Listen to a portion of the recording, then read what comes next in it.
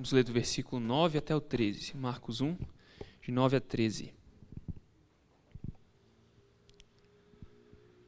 Versículo 9. Naqueles dias veio Jesus de Nazaré, da Galileia, e por João foi batizado no rio Jordão. Logo ao sair da água, viu os céus rasgarem-se e o Espírito descendo como pomba sobre ele. Então foi ouvida uma voz dos céus: Tu és o meu Filho amado, em ti me comprazo. E logo o Espírito o impeliu para o deserto, onde permaneceu 40 dias, sendo tentado por Satanás. Estava com as feras, mas os anjos o serviam. Até aí a leitura da palavra de Deus. Marcos começa contando para nós a história de um novo começo. Ele começa o seu evangelho com o anúncio de que o grande rei estava chegando. Ele viria para libertar o seu povo amado, para iniciar uma nova história, para criar nova vida. E por isso João batizava com água. Ele aguardava aquele que viria batizando com o Espírito Santo. Milhares de anos antes, no primeiro começo, aquele que batizaria com o Espírito Santo, o Verbo de Deus, o Jesus Cristo, já estava lá. Em Gênesis 1, versículo 1 diz assim: No princípio, criou Deus os céus e a terra. Ou como João, capítulo 1, versículo 1 conta, né? No princípio era o Verbo, e o Verbo estava com Deus, e o Verbo era Deus. O Verbo é o jeito que João se refere a Jesus no evangelho dele. Mas Moisés continua lá em Gênesis, no capítulo 1 ainda. A terra, porém, estava sem forma e vazia. Havia trevas sobre a face do abismo e o Espírito de Deus pairava por sobre as águas.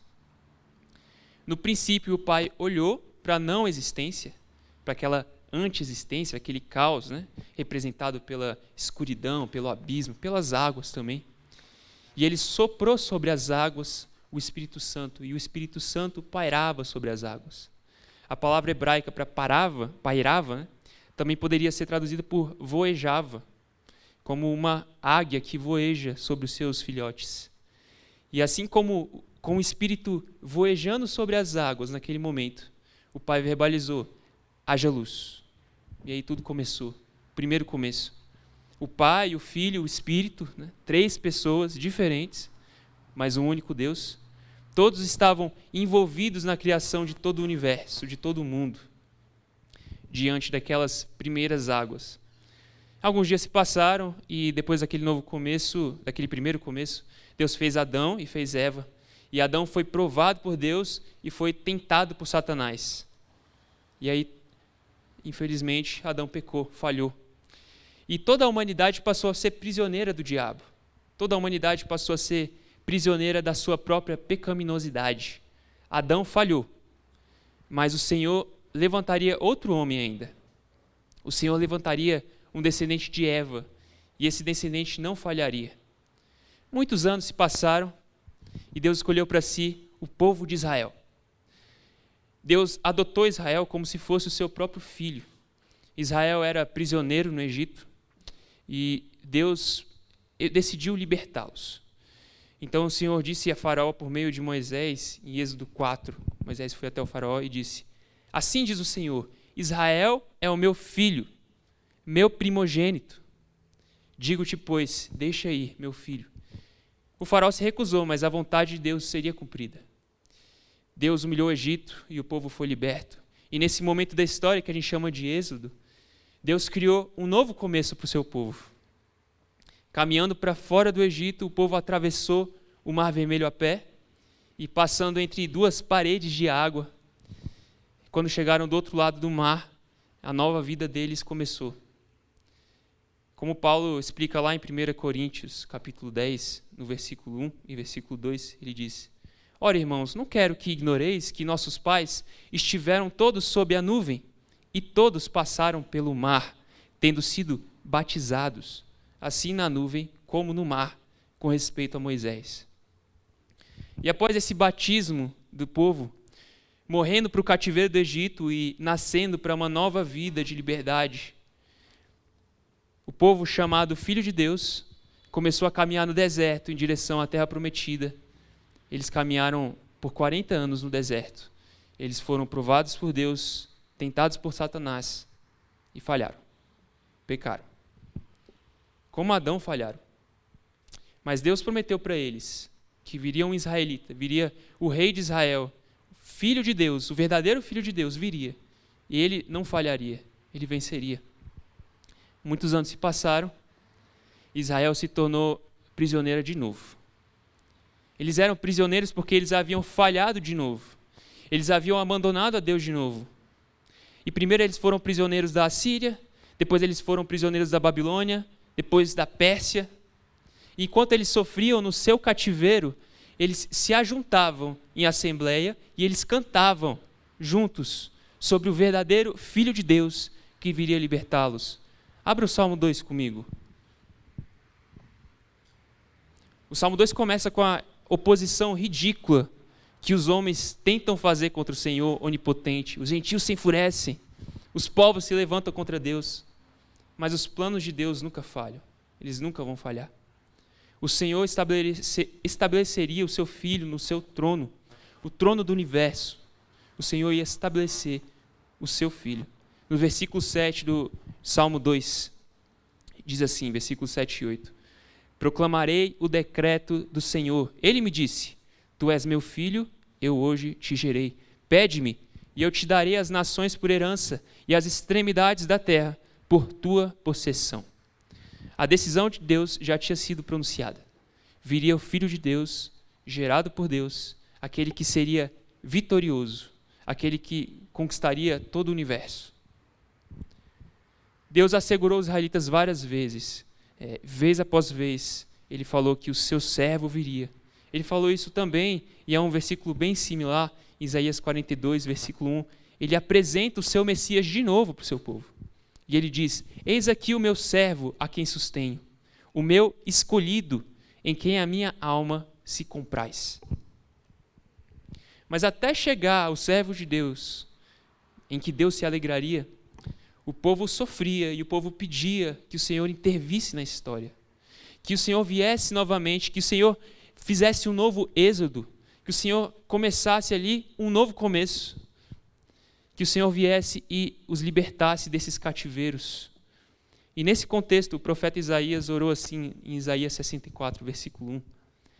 Ah, se rompesses os céus e descesses, os montes tremeriam diante de ti. Senhor, abre os céus. Senhor, entra na história. Nos liberta. Senhor, por favor, venha, abra os céus e nos liberte. Essa foi a oração de Isaías. Então, o tempo passou e finalmente chegou a hora que o grande rei viria. E o Senhor enviou João Batista pregando no deserto. Preparem-se. O Filho amado de Deus, ele está vindo. Profetizado desde os tempos mais antigos, agora ele estava muito perto. E aí logo em seguida Marcos escreve, naqueles dias veio Jesus de Nazaré da Galileia. Veio Jesus. Ele veio para nos libertar. Ele veio por nós. Jesus veio por nós. Em primeiro lugar, ele veio para se humilhar por nós. Marcos 1, vamos voltar para Marcos, capítulo 1, versículo 9.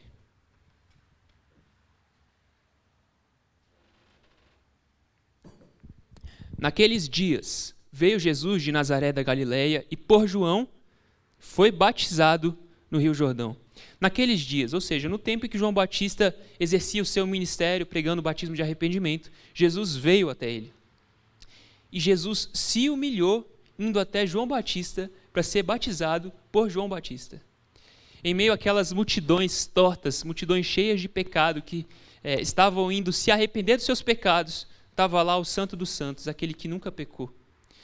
Nas fileiras daqueles pecadores arrependidos, dispostos a recomeçar suas vidas, dispostos a um novo começo para si, estava lá Jesus. Ele nunca pecou. Ele não tinha pelo que se arrepender. Então por que Jesus se posicionava entre aqueles pecadores? A resposta é que Jesus não veio por si, ele veio por nós. Ele é o Cordeiro de Deus que tira o pecado do mundo. Ele tirou o pecado do mundo, carregando o pecado do mundo em si. Talvez você já esteja acostumado com a ideia de que na cruz, Jesus carregou seus pecados por você. que na cruz ele sofreu a justa pena de morte que você merecia. Mas não foi apenas a sua morte que foi por nós, foi também a sua vida, a vida inteira. O credo dos apóstolos é muito, muito bom, mas um dos problemas dele é que ele pula a vida de Jesus. Jesus nasceu, morreu. A vida inteira foi por nós. Como poderia Jesus, sem pecados, se submeter ao batismo? A resposta é que ele tinha pecados, não os seus, os nossos. Jesus carregava o seu pecado, Jesus carregava o meu pecado. E como Isaías 53 diz, o Senhor fez cair sobre ele a iniquidade de todos nós. Ele era perfeito, ele não tinha pecado em si, mas ele carregava os nossos pecados. Paulo explica isso com calma lá em 2 Coríntios, abra comigo, 2 Coríntios capítulo 5, versículo 21.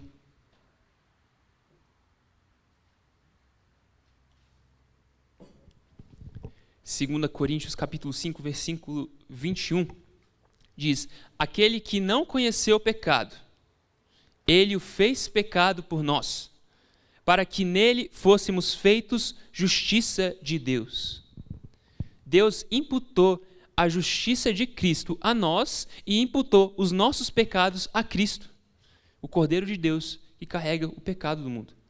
Ou seja, quando Deus olha para a nossa vida, ele vê a justiça de Cristo. Quando Deus olha para Cristo, ele vê o nosso pecado. Assim, quando Jesus foi ao batismo, passar por um ritual de purificação que era desnecessário para ele mesmo, mas necessário para nós, ele estava indo ao batismo por nós. Ele estava se posicionando abaixo daquilo que ele merecia. Isso é uma das coisas mais difíceis da vida, irmãos, posicionar-se abaixo dos demais. Nós não costumamos achar que os outros são melhores que a gente, ou que são mais importantes que a gente.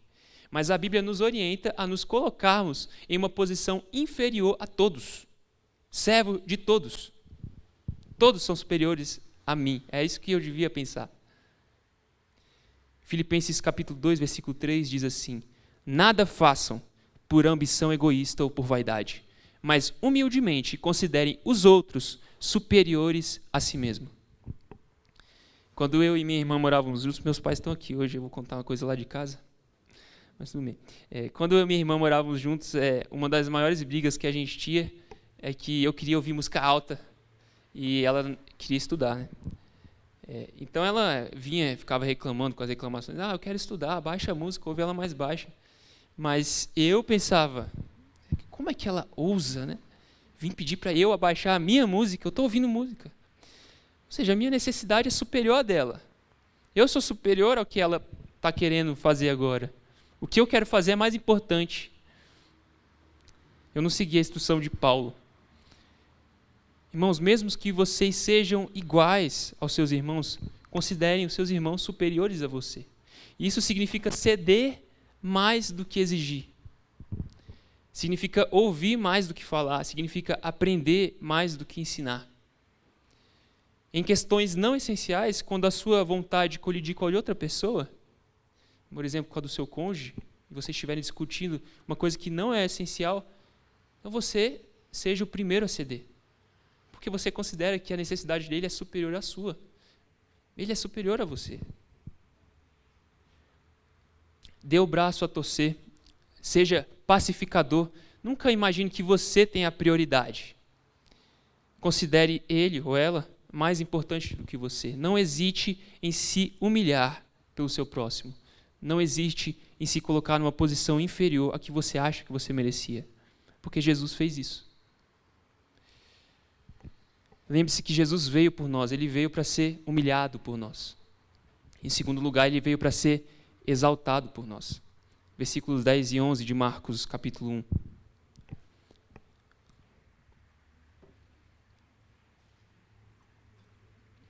Logo ao sair da água, viu os céus rasgarem-se e o Espírito descendo como pomba sobre ele. Então foi ouvida uma voz dos céus: Tu és o meu filho amado, em ti me comprazo. Logo ao sair da água. Isso não significa nada demais, significa que Jesus saiu do rio. né? Ele caminhou para fora. Quem tenta tirar a conclusão aqui sobre o modo do batismo está viajando, né? A gente não sabe o modo que João Batista praticava. Não sabe se ele pegou a água e colocou em cima da cabeça, se ele mergulhava, se ele aspergia. Não tem essa informação no texto. O mais importante é o que segue. Viu os céus rasgarem-se. Uma das características de Marcos é justamente uma linguagem muito vívida. Ele é muito imediato, né? Muito rápido, mas ele também é muito vívido na sua linguagem. Os outros evangelistas dizem, e o céu se dividiu. Marcos não, né? Marcos diz, os céus se rasgaram. Como se Deus pegasse ali, colocasse as mãos e rasgasse os céus. A oração de Isaías 64, versículo 1 foi respondida aqui. Isaías pediu, se rompesses os céus e descesses. Pois Deus fez justamente isso, exatamente isso. Deus invadiu a história de novo para libertar o seu povo. E o batismo de Jesus representava um novo começo. Como em Gênesis, lá no versículo 1, capítulo 1, versículo 1, a voz do Pai soou nas trevas de um mundo caótico. O Espírito voejava sobre as águas, literalmente como um pombo, uma pomba. E o Verbo de Deus dava início à nova criação de Deus. Era um novo começo. O batismo de Jesus representava uma nova libertação. Antes, o povo chamado de filho de Deus, o povo de Israel, ele tinha sido batizado nas águas do Mar Vermelho e agora o verdadeiro Filho de Deus passava pelas águas, era batizado nas águas e prosseguiria para o deserto, onde ele caminharia 40 dias e seria provado e tentado por Satanás. Era uma nova libertação, um novo êxodo que Jesus estava trazendo para a terra. Mas dessa vez era uma libertação muito maior, era a libertação do cativeiro de Satanás. O batismo de Jesus representava a unção do Messias para realizar a sua missão. O próprio Jesus aplicou o texto de Isaías a si mesmo. Lá em Lucas 4, dão o livro de Isaías para Jesus. Quem quiser abrir comigo é versículo 17, Lucas 4, versículo 17 e 18. Deram o livro de Isaías para Jesus e, abrindo o livro, ele achou o lugar onde estava escrito: o Espírito do Senhor está sobre mim, pelo que me ungiu para evangelizar os pobres.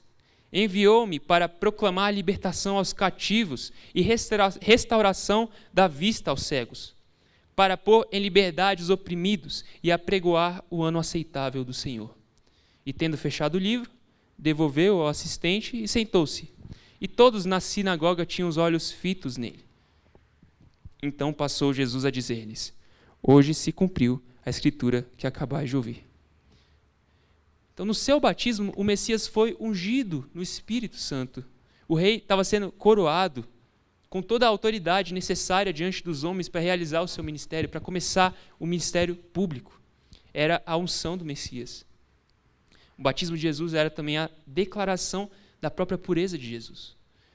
O Espírito descia como pomba, e a pomba era um símbolo de pureza, um símbolo de santidade, um símbolo de paz. Isso demonstrava que Jesus realmente não tinha pecado. Não era por isso que ele estava vindo ao batismo. Não era por causa dos pecados dele. A voz de Deus, vinda dos céus, também confirmava que ele era batizado não por causa dele, mas por nós. Deus falou para ele: você é meu filho amado, você é meu prazer, você é santo, você é puro, você é perfeito. Ecoando as palavras do Salmo 2, ecoando as palavras de Isaías 42, versículo 1. E era também a exaltação do rei. Jesus foi exaltado porque era ele quem não falharia. Jesus foi exaltado porque era ele quem cumpriria toda a lei, quem seria fiel ao Pai até o último momento. Ele se humilharia, se submetendo a uma morte de cruz, mas ele seria exaltado com a ressurreição no terceiro dia. E a sua exaltação também foi por nós. Todo aquele que tem fé em Cristo é unido a Ele de forma representativa, de forma espiritual e inexplicavelmente de uma forma real. Nós somos unidos a Jesus Cristo. Deus olha para nós em Jesus Cristo. Toda hora quando você lê as epístolas, você vê em Jesus, nele. Deus se relaciona conosco em Cristo. Nós estamos unidos a Cristo. E através de Cristo, a voz do Pai que ressoou para o seu Filho no batismo também pode ser ouvida por cada um de nós agora. No batismo de cada um de nós, o Senhor selou a nossa adoção. E agora, adotados por causa do nosso irmão mais velho, nós também podemos ouvir: você é meu filho, eu te amo, eu me alegro em você. Essa é a sua identidade. Você é filho de Deus. No batismo, nós somos identificados com o próprio Jesus. Tanto na morte, quanto na sua ressurreição. Tanto na sua humilhação, quanto na sua exaltação. Romanos 6, versículo 4, diz assim: fomos, pois, sepultados com ele na morte pelo batismo, para que, como Cristo foi ressuscitado dentre os mortos pela glória do Pai, assim também andemos nós em novidade de vida. Porque se fomos unidos com ele na semelhança da sua morte, certamente o seremos também na semelhança da sua ressurreição. Que momento precioso da vida de Jesus, irmãos. Momento em que ele tanto se humilha por nós, quanto que ele é exaltado por nós. Em terceiro lugar, ele veio para ser provado por nós. Versículo 12, Marcos 1, versículo 12 e 13. E logo o Espírito o impeliu para o deserto, onde permaneceu 40 dias, sendo tentado por Satanás. Estava com as feras, mas os anjos o serviam. E logo, o Evangelho de Marcos tem essa palavrinha característica, às vezes é traduzida com várias palavras, mas seria imediatamente, e tem 42 vezes no Evangelho de Marcos. Imediatamente, imediatamente. É quase como uma ligação, assim, tema de Marcos. Toda hora ele fala, imediatamente. Marcos é rápido. Logo depois que o Espírito desceu em Cristo, o Espírito o impeliu para o deserto. E, de novo, Marcos é muito vívido. A palavra hebraica aqui sugere força mesmo, impeliu. Ele o lançou. Se fosse uma tradução mais literal, seria ele lançou Jesus. Jesus foi lançado pelo Espírito, ele foi para o deserto na companhia do Pai, fortalecido pelo Espírito, cheio de poder, conquistador, como Marcos queria retratar Jesus para os romanos, um rei conquistador, um rei poderoso. E ele foi servido pelos seus anjos. Ele não estava lá sozinho. E assim como Adão, agora o verdadeiro filho, era provado por Deus e tentado por Satanás. A diferença é que Jesus não falhou. Jesus não falhou em uma prova muito mais difícil do que a prova de Adão. Adão foi provado no jardim, num ambiente de paraíso, fazendo carinho nos leões, se relacionando com toda a felicidade e alegria com todas as criaturas ali do lado dele. Jesus estava entre as feras. Ele estava no deserto, um lugar completamente inóspito. Não tinha ninguém ao lado dele, fora os anjos e a própria Trindade. Os estudiosos afirmam até que, naquela época, vários animais selvagens podiam ser encontrados lá na Palestina, inclusive leões, habitando naquela região. E mesmo diante desse cenário inóspito, Cristo venceu Satanás. A serpente que havia tentado Adão agora havia sido derrotada e continuaria sendo derrotada por todo o ministério de Cristo. E assim como Israel, o povo chamado de filho de Deus, agora o Filho de Deus era provado por Deus e era tentado por Satanás. E Israel passou 40 anos no deserto e era servido pelos anjos de Deus. Os anjos acompanhavam Israel pelo deserto. E agora Jesus passou 40 dias no deserto e era servido pelos anjos de Deus. A diferença é que Jesus não falhou. Jesus foi provado e Jesus permaneceu fiel até o fim. Jesus foi tentado como nós somos tentados. É claro que ele nunca pecaria, a sua pureza, a sua divindade. Eles já estavam sendo reveladas antes pelo batismo dele. Mas não deixe que isso retire o fato de que foi difícil para Jesus. Ele lutou e ele permaneceu firme, ele perseverou. Logo, eu e você temos que lutar, temos que ser firmes, temos que perseverar. Como diz lá em Hebreus 4, versículo 14 e 15.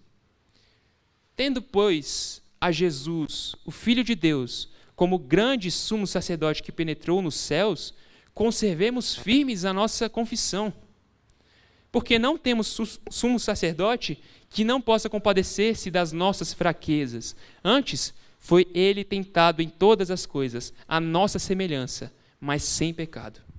O autor de Hebreus está dizendo que Jesus sabe o que você passou e Jesus sabe o que você está passando. Ele sabe que é difícil.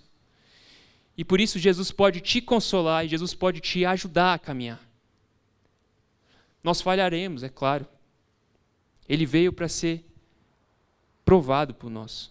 E isso muda tudo. Jesus carregou os nossos pecados, isso é verdade. Esse é o lado de que nossos pecados foram entregues para Ele. Mas existe também o lado da justiça de Cristo, que é entregue para nós. A justiça de Cristo foi considerada sua justiça.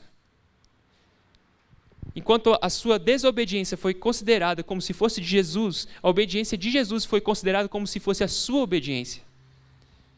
Adão perdeu o paraíso, mas Jesus ganhou o paraíso de volta. Israel perdeu a terra prometida, mas Jesus ganhou a terra prometida de volta. Isso significa que você não só deixa de ir para o inferno, significa que você também vai para o céu. Significa que ele conquistou o céu, ele conquistou a vida eterna, ele venceu. Ele foi obediente e essa justiça agora é aplicada a você. Você é considerado justo por causa de Cristo. E a obediência de Cristo, através da obediência de Cristo, que Deus olha para você agora. Ele foi provado e ele foi aprovado. Ele conquistou aquilo que os nossos ancestrais não conseguiram. Ele não só foi humilhado por nós, ele foi também exaltado por nós. E ele também foi provado por nós.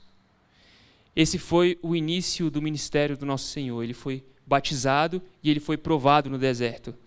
Nas próximas páginas de Marcos, o rei conquistador que Marcos descreve aqui, vai fazer os montes tremerem, como Isaías havia pedido. Os demônios vão ser subjugados, Satanás vai continuar a ser derrotado. E Jesus vai vencer por meio da sua vida, por meio da sua morte e por meio da sua ressurreição. Jesus começou a sua obra de humilhação, esse caminho até a cruz, ao se identificar conosco no seu batismo. Ele se colocou em uma posição inferior à que ele merecia, para que sofresse a justa pena dos nossos pecados. Assim, nós também devemos nos humilhar e considerar os outros como superiores a nós. Porque o Filho se humilhou, o Pai também o exaltou. Aquele que é humilhado, se humilha, também será exaltado. Nós seremos exaltados juntamente com Ele. E em seguida o Filho foi provado, o Filho foi tentado, exatamente como nós somos provados e tentados. A diferença é que Ele foi aprovado e Ele conquistou a vida eterna. Ele conquistou para mim e para você. Ele é o nosso Rei. E a Ele nós louvamos. Assim é o Rei eterno, imortal, o Rei invisível, Deus único, honra e glória pelos séculos dos séculos. Amém. Vamos orar. Senhor, nos colocamos diante de Ti agradecendo porque o Senhor veio por nós. Porque o Senhor se humilhou por nós. Agradecemos porque o Senhor venceu, o Senhor foi exaltado, o Senhor foi provado, mas permaneceu fiel até o fim. Te agradeço por toda essa obra que o Senhor fez por nós. Te pedimos, Senhor, que consigamos ter o Senhor como nosso modelo, ter o Senhor como nosso exemplo. Te pedimos que o Senhor nos abençoe e nos fortaleça com o Teu Santo Espírito, como o Senhor foi fortalecido no deserto. E que na força do Espírito nós caminhemos e nós sejamos também vitoriosos nas nossas batalhas. Senhor, te pedimos que o Senhor nos fortaleça para ficarmos longe dos nossos pecados. Te pedimos que o Senhor vença novamente a Satanás todos os dias, quando ele tenta a nossa vida. Te pedimos que o Senhor esteja conosco a cada dia e agradecemos porque o Senhor já tem cuidado de nós a cada dia. Em nome de Jesus. Amém.